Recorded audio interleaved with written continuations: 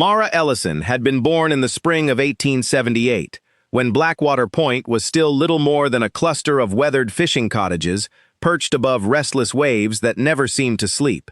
The sea shaped every life there. It carved the cliffs one patient grain at a time, polished stones until they gleamed beneath the tide, and taught every family that survival belonged not to the strongest hands, but to the most faithful ones. Her father, Samuel Ellison, was the keeper of ledgers for the harbor merchants, a careful man whose handwriting was so steady that visiting traders often remarked it looked as though each letter had been carved into the page rather than written with ink. Her mother, Eleanor, stitched sails, blankets, and worn coats with equal tenderness, believing that nothing useful should ever be discarded simply because it had grown old. Between them, they taught Mara lessons that never appeared in books. Samuel often rested a calloused hand upon her shoulder while balancing the merchant accounts and reminded her that numbers only revealed part of the truth. "Every figure belongs to a person," he would say. "If you forget the people, the numbers become lies." Eleanor taught another kind of wisdom while mending garments by the kitchen window where afternoon light spilled across faded cloth. She would hold up a torn sleeve and smile before threading her needle. "Most things break quietly," she whispered. "They deserve someone willing to listen before deciding they cannot be repaired." Mara listened to both of them more carefully than anyone realized. As other children chased gulls across the shoreline or skipped stones into the surf, she wandered beside her father through warehouses filled with cedar crates and barrels smelling of salt and fresh rope. She memorized shipping marks, learned to identify timber by its grain, and could tell whether a fisherman had enjoyed a prosperous week simply by the weight of his footsteps upon the dock. She grew comfortable among ordinary things that other people overlooked. A cracked lantern still capable of holding light fascinated her more than a polished silver cup displayed in a wealthy merchant's parlor. An old lock whose mechanism still clicked with stubborn determination seemed more interesting than a brand new one shining in a shop window. Every forgotten object carried a history, and Mara found herself wondering who had first held it, who had depended upon it, and why it had eventually been abandoned. By the time she reached 16, neighbors quietly sought her help whenever something precious seemed beyond repair. She patiently restored warped chairs, repaired loose shutters before winter storms arrived, and even convinced the schoolmaster that several broken desks deserved careful mending rather than replacement. People smiled politely at the young woman's unusual affection for neglected things, though few understood that she was really practicing a habit that reached beyond wood and iron. She believed neglected people deserved the same patient attention. When widowed Mrs. Barlow struggled to keep her cottage warm, Mara appeared with split firewood before dawn. When old Captain Norris returned from sea too weary to patch his leaking roof, she climbed beside him with hammer and nails despite whispers that such work belonged to men. She never asked for payment beyond a warm meal or a story shared beside the fire. Her satisfaction came from watching forgotten things become useful again. The seasons turned with reassuring rhythm. Summers brought fishing boats heavy with salmon. Autumn carried cedar smoke drifting between homes. Winter storms battered the cliffs until waves crashed high enough to spray the windows of houses overlooking the sea. Through every season, Mara remained beside her parents, believing life would always move with the same gentle certainty. Yet quiet happiness often disguises how fragile it truly is. Samuel developed a persistent cough after helping rescue sailors from a wreck during an unusually fierce November gale. He dismissed it as nothing more than cold air lingering in tired lungs, but the cough deepened with each passing month, until even climbing the harbor steps left him breathless. Eleanor worked longer hours to compensate, though she never admitted how exhaustion settled behind her gentle smile. Mara noticed every small change. The way her father's handwriting trembled ever so slightly at the end of long ledgers, the way her mother's sewing paused while catching her breath. She offered to shoulder more responsibility, but they insisted she continue believing tomorrow would resemble yesterday. Perhaps they hoped that if they acted normally, life might choose mercy. It did not. Within 3 years, both parents were gone, leaving behind a modest cottage, shelves of carefully kept account books, a sewing basket still holding Eleanor's unfinished work, and a daughter carrying lessons that suddenly seemed far heavier than anyone should bear alone. Their funeral drew nearly every resident of Blackwater Point. Voices praised Samuel's honesty and Eleanor's kindness until the church echoed with admiration. Yet admiration, Mara soon discovered, rarely lasts beyond the final hymn. Once condolences faded, practical concerns returned. Merchants hired younger clerks recommended by influential relatives. Wealthier families replaced local craftsmen with larger companies arriving from Portland. New faces began shaping the harbor, while old promises quietly disappeared. Mara accepted whatever work she could find, balancing accounts for shopkeepers, repairing furniture, copying legal documents, and mending fishing nets beneath lantern light long after sunset.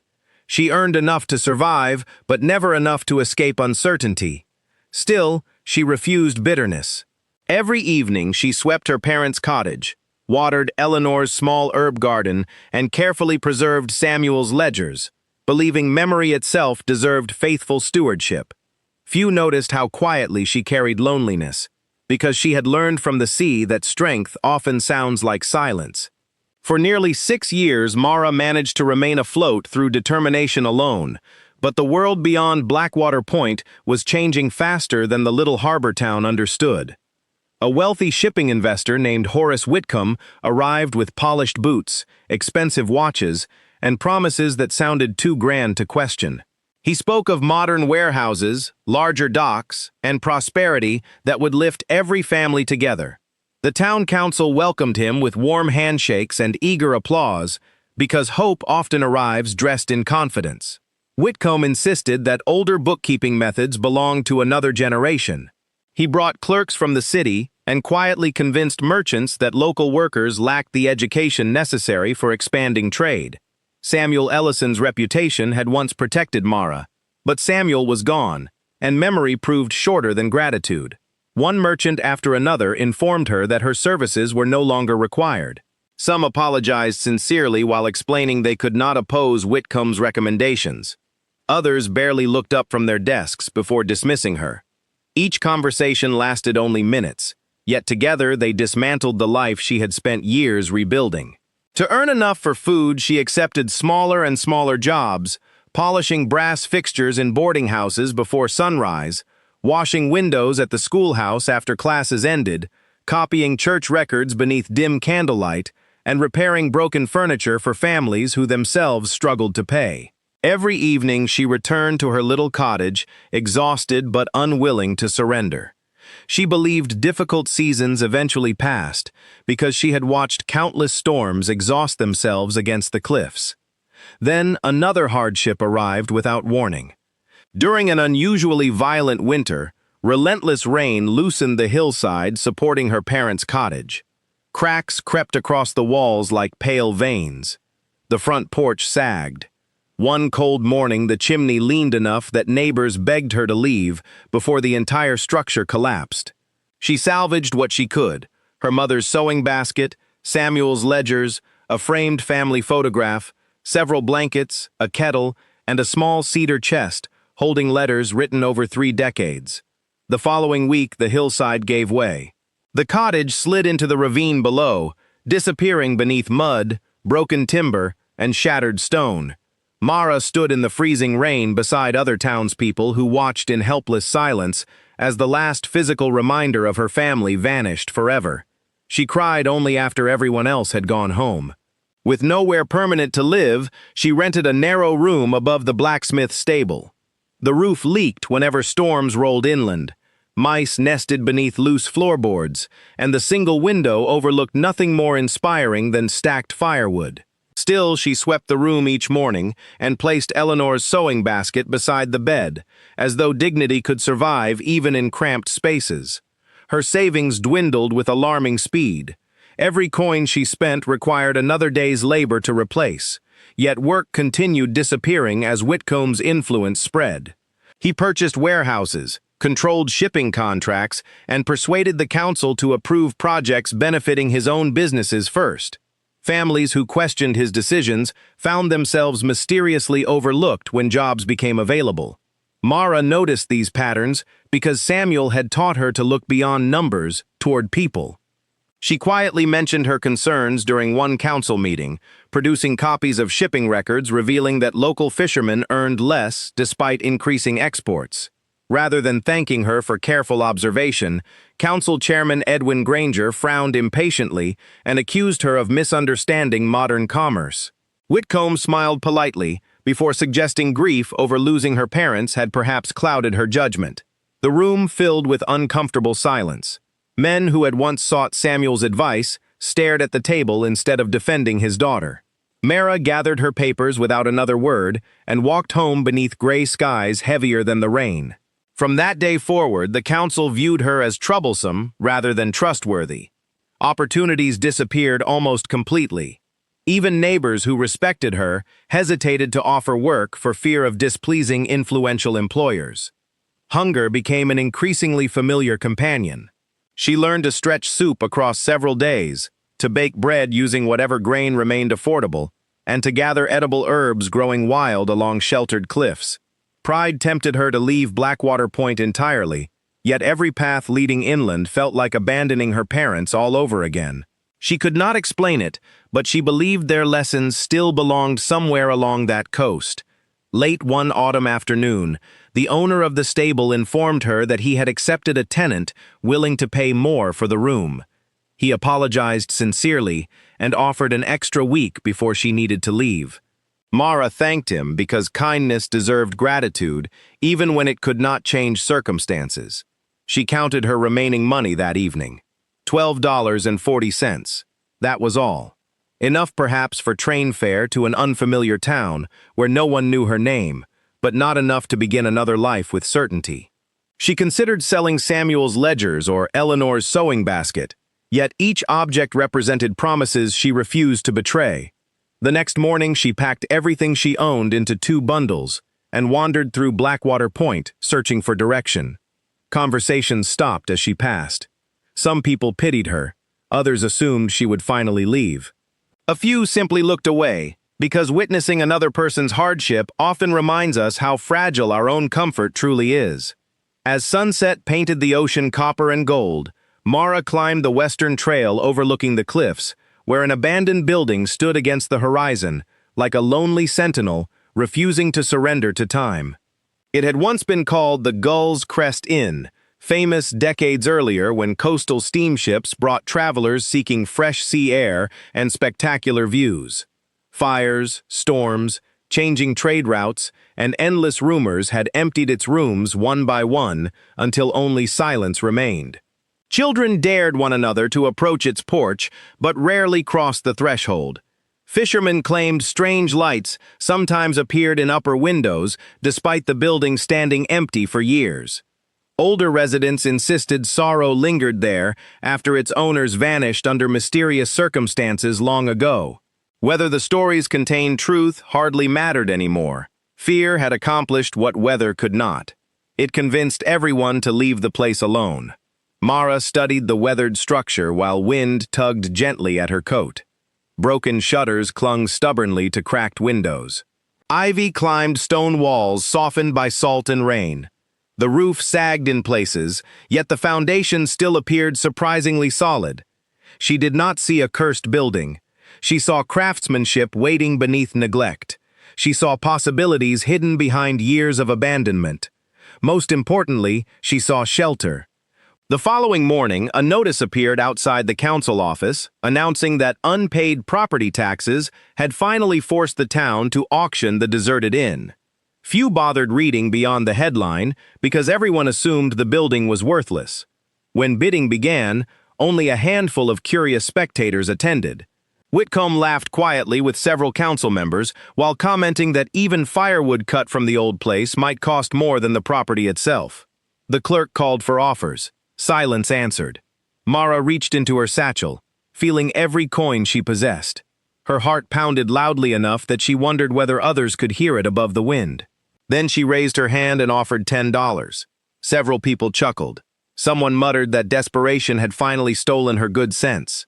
The clerk glanced around once more, received no higher bids, and struck the gavel. In less than a minute, the abandoned Cliffside Inn belonged to the poorest woman in Blackwater Point. As papers changed hands, Whitcomb smiled with quiet amusement and said loudly enough for everyone nearby to hear, "Nobody wants that place." The words followed Mara all the way up the cliff path, though by then she had already begun wondering why a building everyone feared still carried locks on certain interior doors if no one had entered for decades.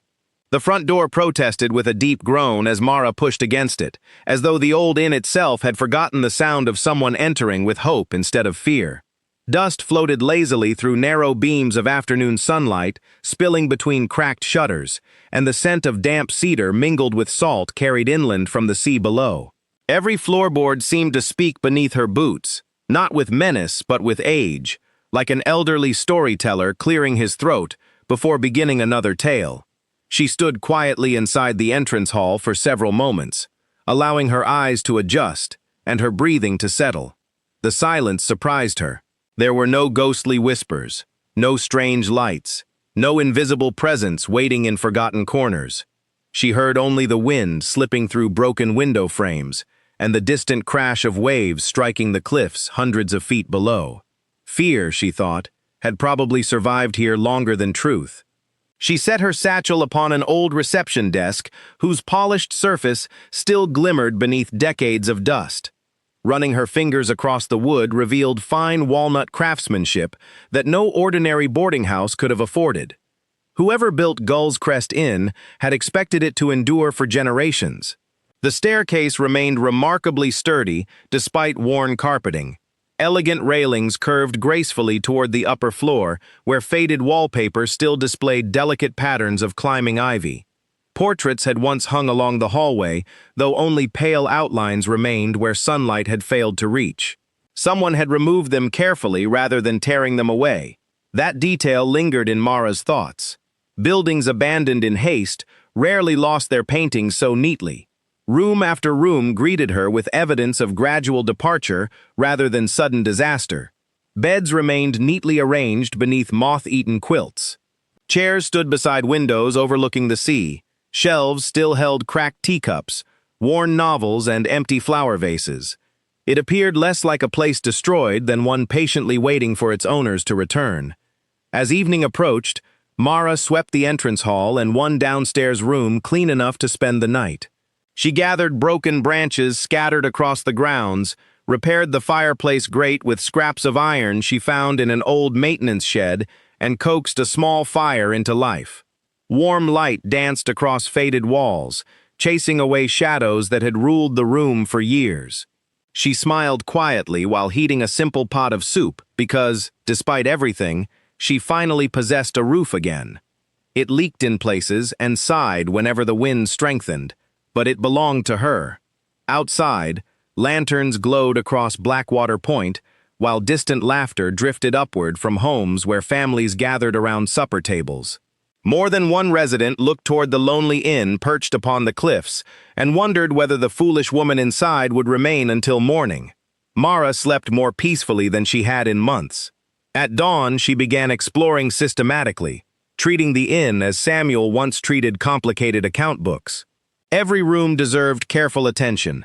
Every detail belonged to a larger story.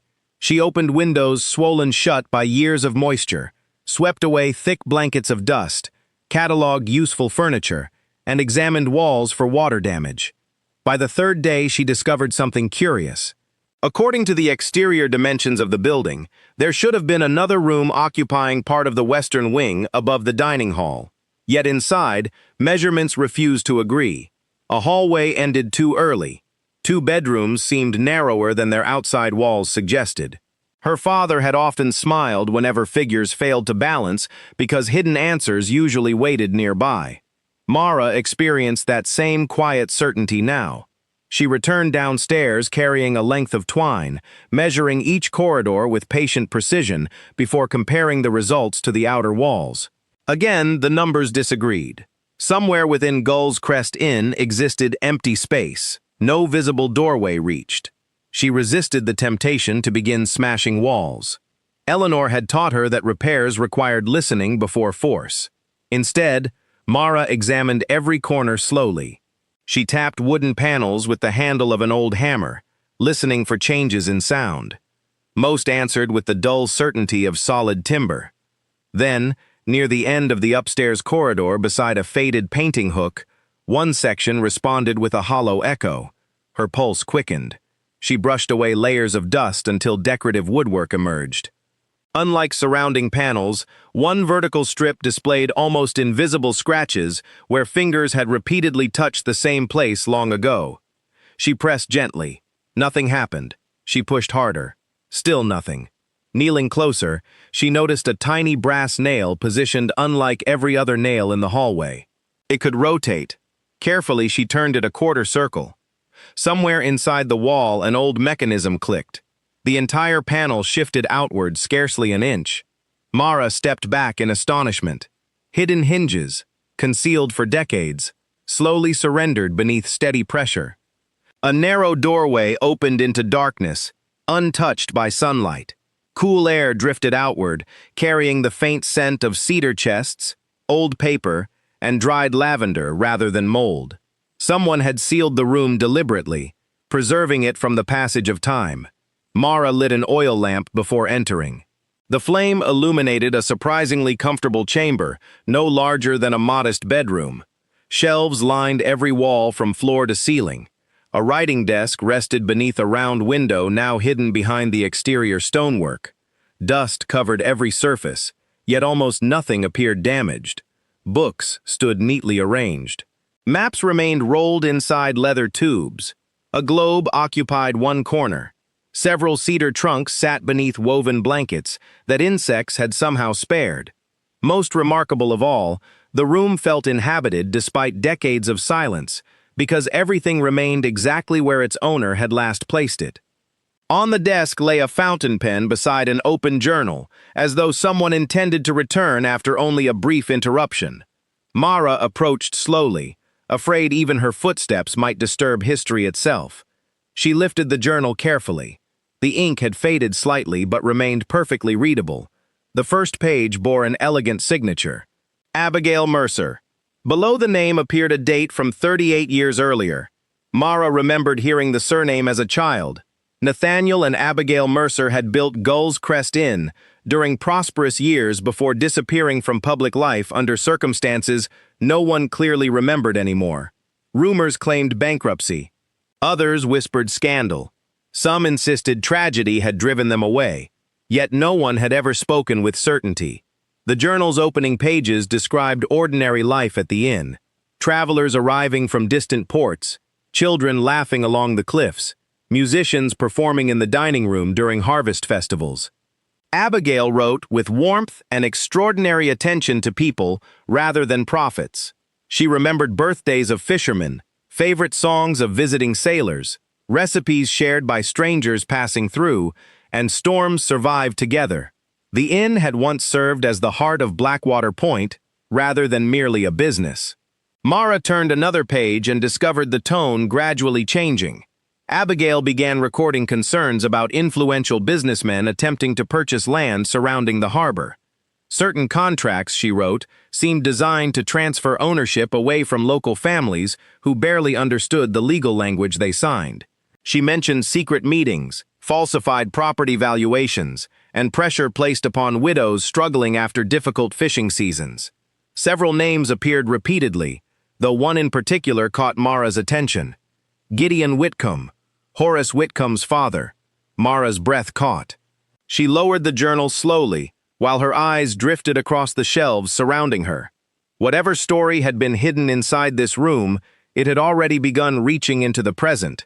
And if Abigail Mercer had chosen to conceal these records instead of destroying them, she must have believed that someday someone honest would finally uncover the truth. Mara carried the journal downstairs as though it were made of fragile glass instead of paper. She resisted the urge to race through every remaining page because Samuel had taught her that important truths rarely rewarded hurried eyes. She brewed a small pot of tea over the fireplace, settled beside the warm glow, and began reading from the beginning once again, allowing Abigail Mercer's careful handwriting to guide her through years long vanished. Every page revealed another layer of the woman who had once breathed life into Gull's Crest Inn. Abigail wrote about children who had laughed in the dining room while waiting for storms to pass, fishermen who paid for supper only after good catches, travelers from distant territories who exchanged stories for a warm bed when their purses were empty, and lonely widows who found comfort simply because someone remembered their names. The inn had never been built merely to earn money. It had become a refuge where strangers arrived, burdened and often departed carrying lighter hearts. That realization settled deeply within Mara, because it reflected everything Eleanor had believed about a home. A building gained its true value not from polished floors or expensive furnishings, but from the kindness practiced within its walls. As daylight faded beyond the western cliffs, Mara reached the journal entries written during Abigail's final years at the inn. The cheerful observations gradually gave way to quiet concern. Abigail described increasing pressure from powerful businessmen seeking to purchase coastal properties for astonishingly low prices. Fishermen who had inherited family homes for generations suddenly found themselves unable to understand contracts placed before them. Elderly widows received offers that appeared generous until hidden clauses surrendered their land permanently. Some signed simply because they trusted the smiling men seated across their kitchen tables. Others refused and discovered mysterious debts appearing in official records that they had never owed. Abigail copied conversations word for word, carefully noting dates, witnesses, and names. And she possessed Samuel Ellison's habit of believing that truth deserved precise records. One entry caused Mara to stop breathing for a moment. Abigail described overhearing Gideon Whitcomb speaking privately with two county officials after believing everyone else had left the dining room. Gideon boasted that once enough families lost their waterfront properties, the entire harbor could be consolidated beneath a single company. Local fishermen would then be forced to rent docking rights from him, ensuring profit regardless of each season's catch. Abigail wrote that she quietly copied property numbers mentioned during the conversation before anyone noticed her listening. She feared the records might someday disappear from public offices if left unchallenged. Mara turned the page. Folded neatly inside rested a hand-drawn map of Blackwater Point from nearly 4 decades earlier. Colored markings identified every family-owned parcel surrounding the harbor. Beside many properties, Abigail had written small notes indicating original ownership, unfair transfers, suspicious valuations, and witnesses willing to testify. Most astonishing of all, several deeds apparently never reached official county books. Abigail claimed she possessed certified copies proving certain transfers had violated existing territorial law. If true, entire sections of valuable waterfront still legally belonged to descendants of families who believed they had lost everything. Mara looked toward the hidden room upstairs. Those cedar trunks suddenly carried far greater importance than forgotten furniture. She returned immediately, lifting the lid of the first trunk with trembling hands. Inside lay dozens of carefully wrapped bundles tied with faded blue ribbon. Property deeds, survey maps, correspondence between attorneys, receipts, harbor licenses. Everything had been meticulously organized according to family names. Abigail had not merely hidden memories, she had preserved evidence. The second trunk contained ledgers detailing every loan the Mercers had quietly extended to struggling neighbors during harsh winters. Many entries ended with a single handwritten sentence: debt forgiven. The Mercers had erased obligations whenever families faced impossible hardship, refusing to burden people already carrying enough sorrow. Mara smiled softly through tears.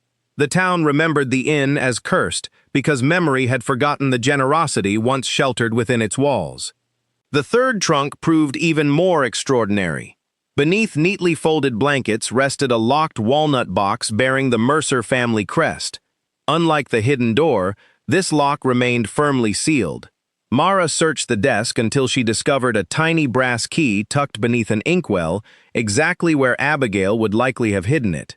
The key turned smoothly despite decades of silence. Inside the box lay several velvet pouches containing gold coins, enough to restore the building many times over, but the money scarcely held Mara's attention because beneath it rested a thick envelope addressed in elegant handwriting. To whoever chooses truth above comfort. She unfolded the letter carefully. Abigail explained that rumors surrounding Gull's Crest Inn had been deliberately encouraged by Gideon Whitcomb and several corrupt officials after she refused to surrender her records. Friends warned that her life might soon be in danger if she continued exposing fraudulent land deals. Rather than risk the documents falling into dishonest hands, she created the hidden room, storing every piece of evidence alongside enough money to preserve the building until someone trustworthy arrived.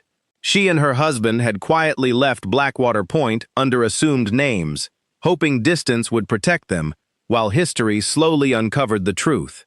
Abigail ended with words that echoed Samuel's teachings so perfectly that Mara felt as though generations had joined hands across time. If you have found this room, then you already understand that forgotten things are not worthless. Guard these records with courage.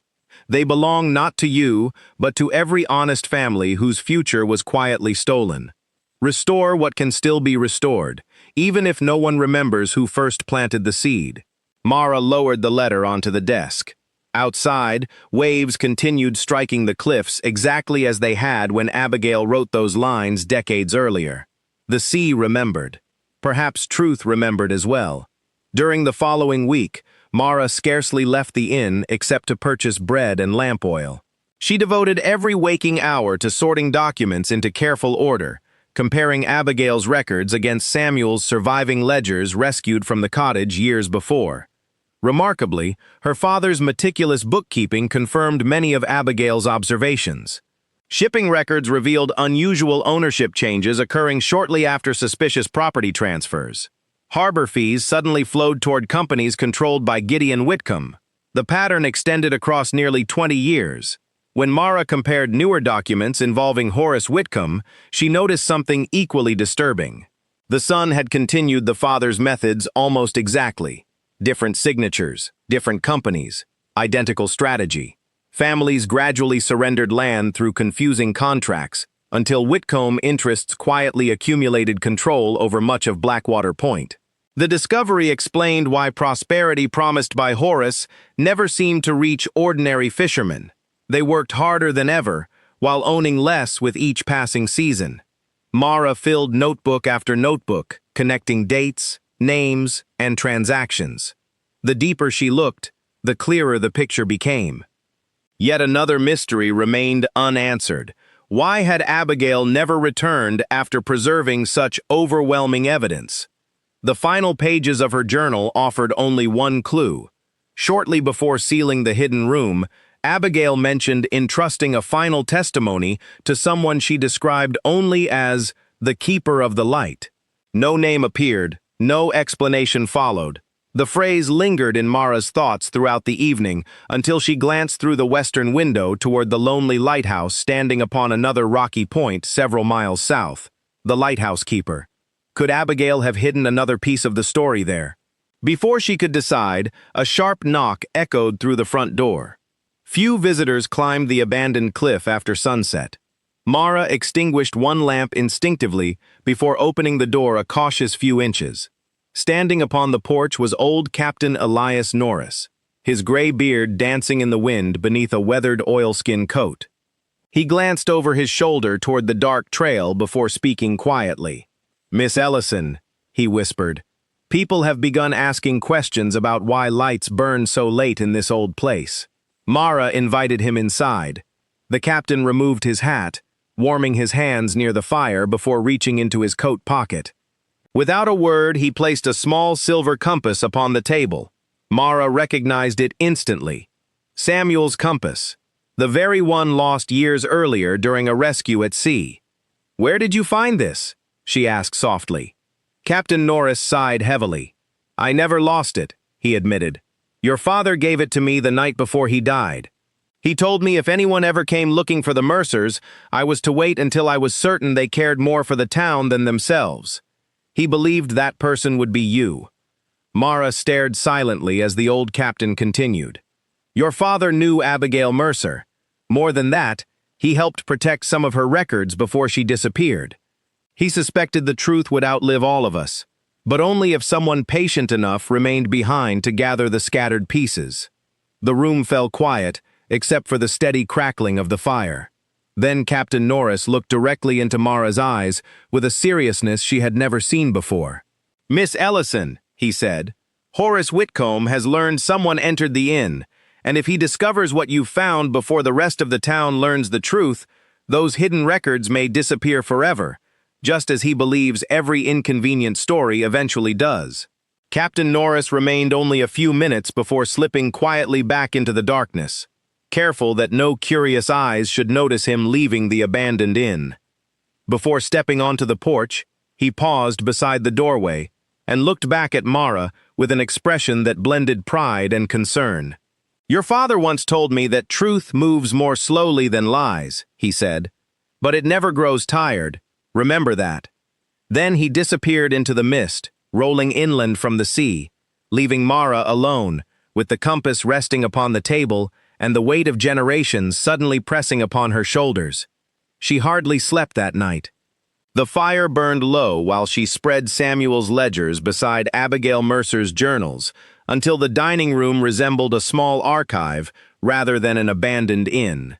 Line after line, date after date, names separated by decades began fitting together like pieces of a puzzle, patiently waiting for the right hands. Samuel had never written openly about Gideon Whitcomb, yet certain entries now revealed themselves differently. Small marks in the margins, symbols beside particular accounts, and carefully folded notes hidden between ledger pages suddenly carried new meaning. Her father had quietly documented irregularities without accusing anyone directly, perhaps fearing that evidence gathered too openly would vanish before it could protect the innocent. He had trusted time to finish what courage alone could not. Mara understood at last why he had preserved every page so carefully. Dawn arrived beneath thick gray clouds, and with it came another discovery. Folded inside one of Samuel's oldest ledgers rested a letter addressed simply to Abigail. It had never been mailed. Samuel explained that rumors surrounding the Mercers had become so dangerous that delivering written correspondence risked exposing both families. Instead, he intended to carry the message personally, but illness overtook him before he found the opportunity. The unfinished letter ended with one remarkable sentence: "If the lightkeeper still keeps your promise, perhaps one day my daughter will finish the work our generation could not." Mara folded the letter carefully and looked toward the distant lighthouse barely visible through the morning fog. The keeper of the light. Abigail had written the same words. Samuel had repeated them years later. Whatever waited there might complete the story. She packed bread, a lantern, the silver compass, Abigail's final letter, and several copied documents into her satchel before setting out along the rugged coastal trail. The path twisted between windswept pines and steep cliffs, where seabirds circled endlessly above crashing waves.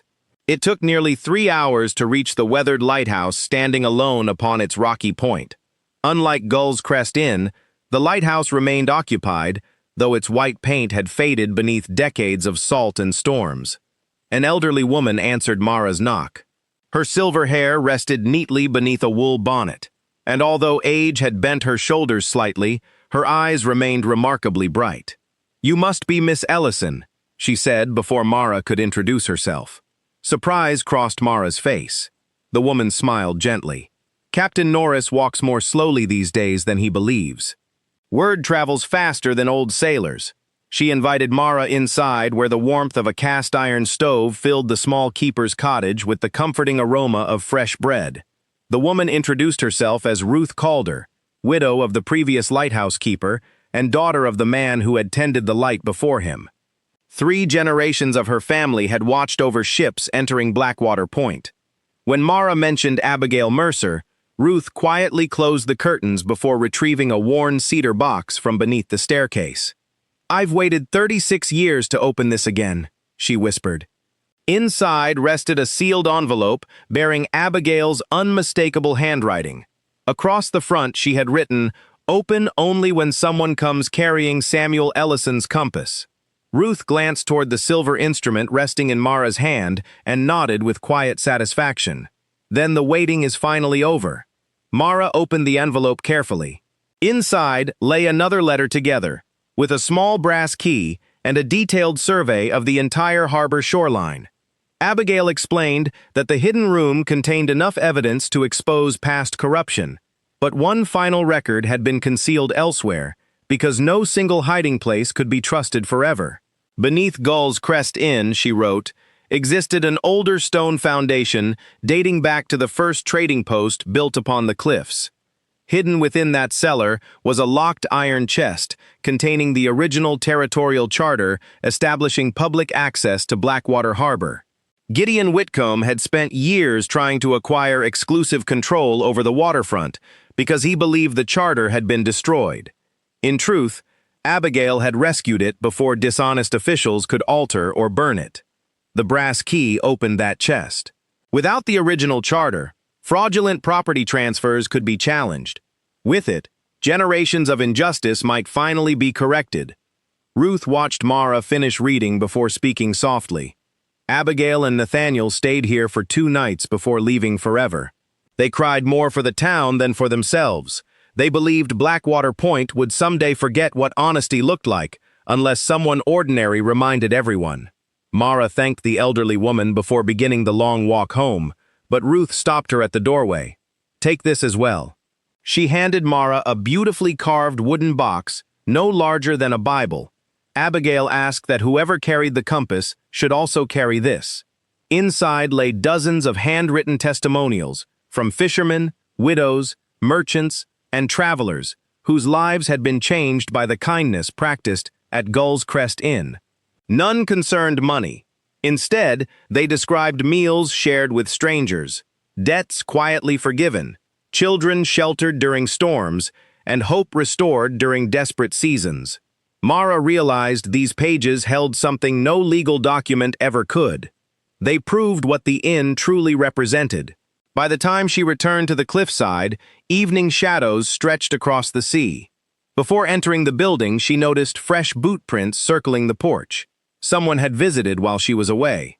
Inside, several drawers stood open exactly as she had left them that morning.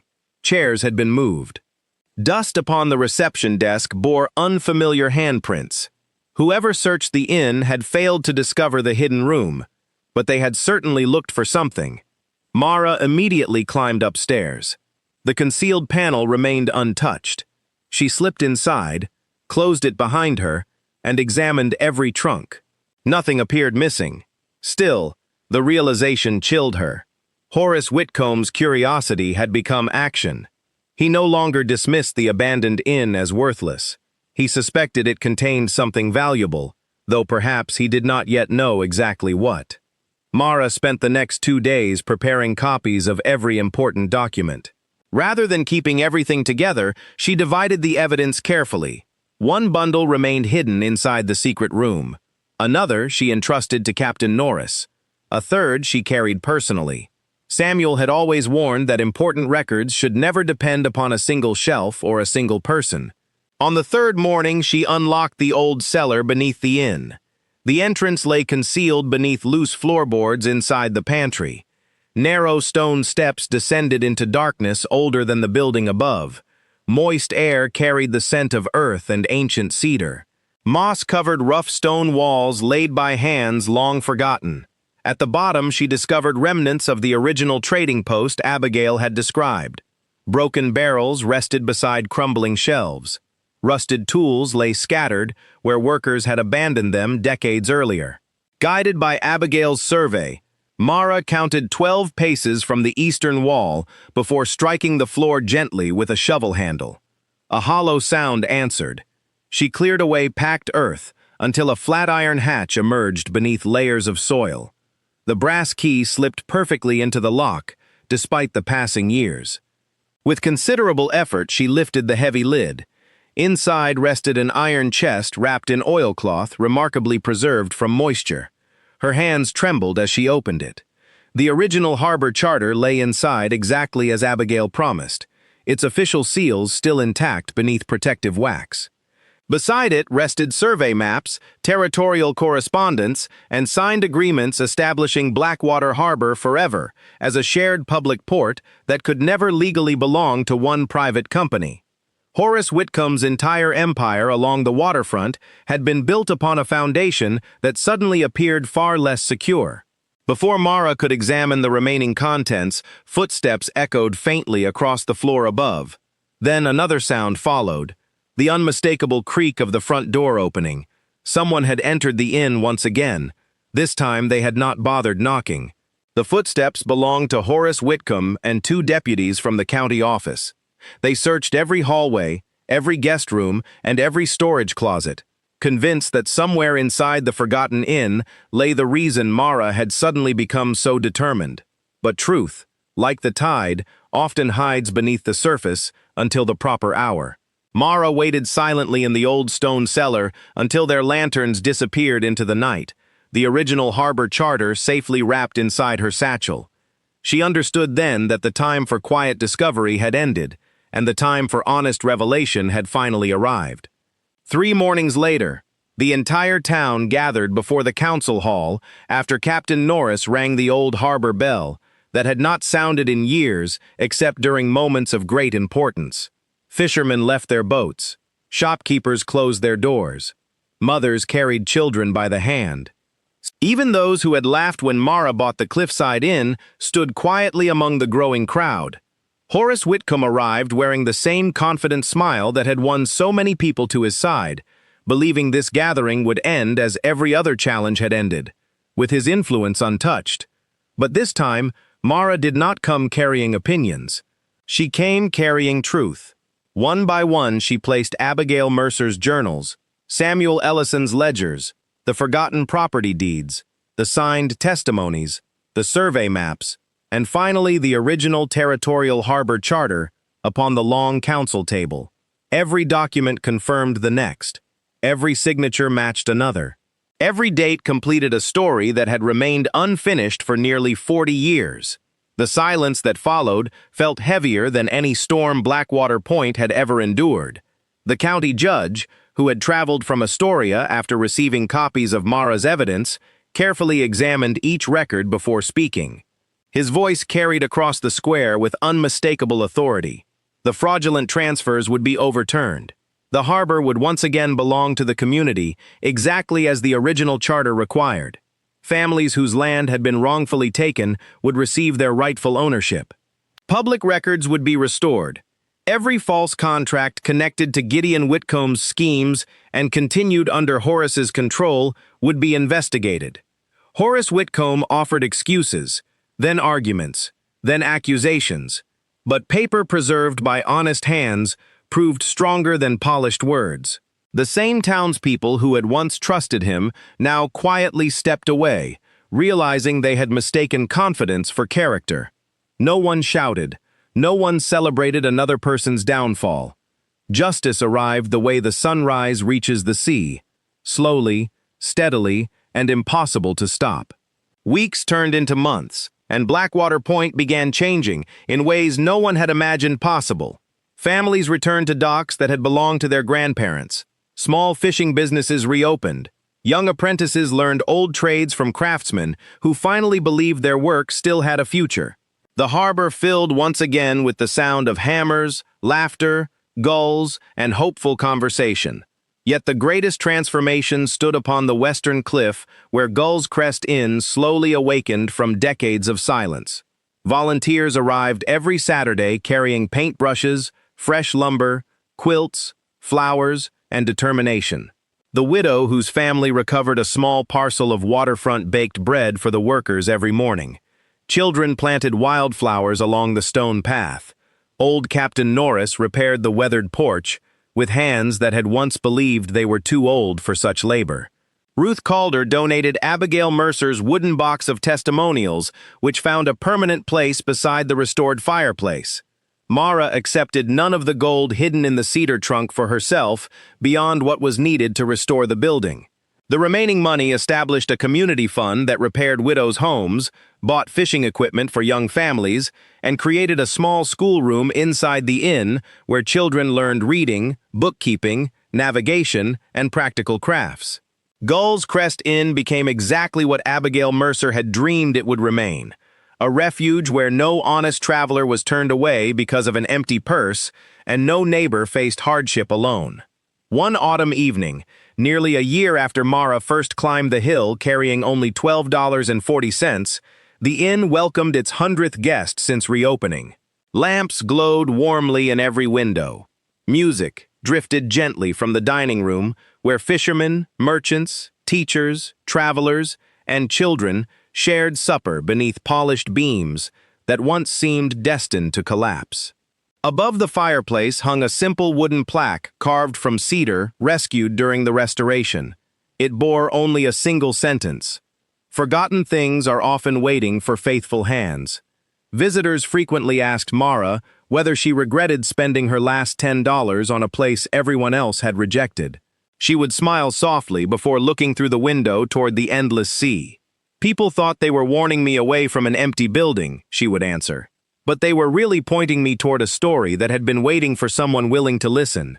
Years later, children growing up in Blackwater Point knew Horace Whitcomb only as a cautionary tale, but they knew Abigail Mercer, Samuel Ellison, Eleanor Ellison, Captain Norris, Ruth Calder, and Mara Ellison as the quiet guardians who proved that integrity could outlast deception.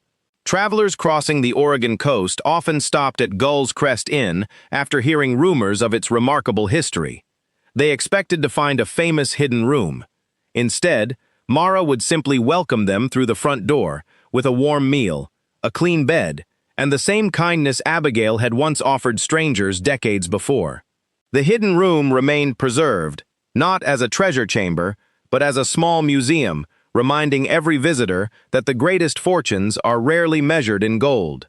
They are measured in courage, honesty, memory, and the willingness to protect truth, even when no one is watching. And so we return to where we began. At 33 years old, Mara Ellison stood on the edge of losing everything, carrying only $12.40 and the quiet lessons her parents had planted within her heart. The town believed she had purchased nothing more than a broken inn clinging to a lonely cliff. They could not see what she saw, because hope often hides where fear tells everyone else not to look. The hidden room did tell another story, but its greatest secret was never the documents, the charter, or the forgotten fortune. Its greatest secret was that one faithful person, armed with patience instead of pride, could awaken the goodness that had been sleeping inside an entire community. Long after the laughter of that first restored evening faded into memory, the lamps of Gull's Crest Inn continued shining across the cliffs, guiding weary travelers just as the lighthouse guided ships through the darkness. Some lights are built with oil and flame. Others are built with compassion passed faithfully from one generation to the next. Mara became one of those lights, and because she refused to believe that abandoned places were abandoned forever, Blackwater Point remembered who it truly was. Thank you for spending this journey with us. If Mara's story touched your heart, share it with someone who needs a reminder that hope is often hidden in places others have given up on.